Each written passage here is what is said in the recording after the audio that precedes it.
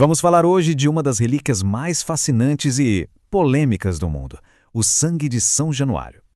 Pois é, essa é a pergunta que paira sobre a cidade de Nápoles há séculos. Uma questão que coloca a fé e a ciência num debate simplesmente fascinante.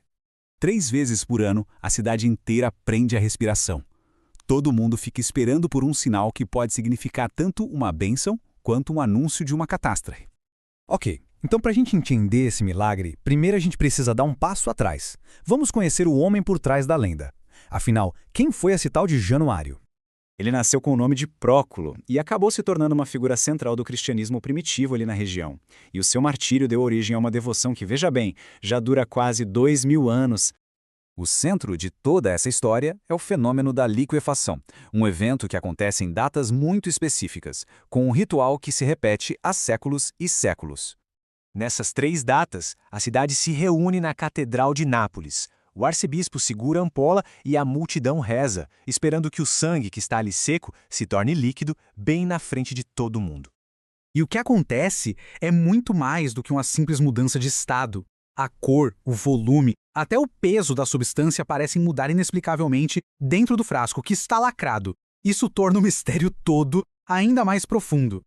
E olha, isso não é algo recente não. A primeira vez que descreveram um milagre num documento foi lá no finalzinho do século XIV. Ou seja, estamos falando de mais de 600 anos de história documentada. Mas o evento se torna ainda mais tenso por causa do que acontece, ou melhor, do que os napolitanos acreditam que acontece quando a liquefação não ocorre. Para eles, é um mau presságio. E aqui está essa conexão profunda entre a relíquia e as angústias da cidade. Cada falha se tornou um marco de um trauma coletivo, algo gravado na memória dos napolitanos. Ao longo da história, essa correlação entre um milagre que falha e os desastres solidificou o papel da relíquia como uma espécie de oráculo, um termômetro do destino da cidade. A influência de São Januário, no entanto, vai muito além das muralhas de Nápoles. Chegou a lugares bem distantes e acumulou uma riqueza que é até difícil de imaginar. No Brasil, por exemplo, a herança italiana trouxe essa devoção junto. Hoje, o santo dá nome a igrejas, a festas super tradicionais como a da Moca e até um dos estádios de futebol mais icônicos do país. E ao longo dos séculos, essa devoção toda se traduziu em presentes. O Tesouro de São Januário, com doações de reis, papas e nobres, é uma coleção de valor incalculável. É tão valioso que muita gente diz que supera as joias da coroa britânica. E toda essa riqueza gira em torno da fé em um único fenômeno.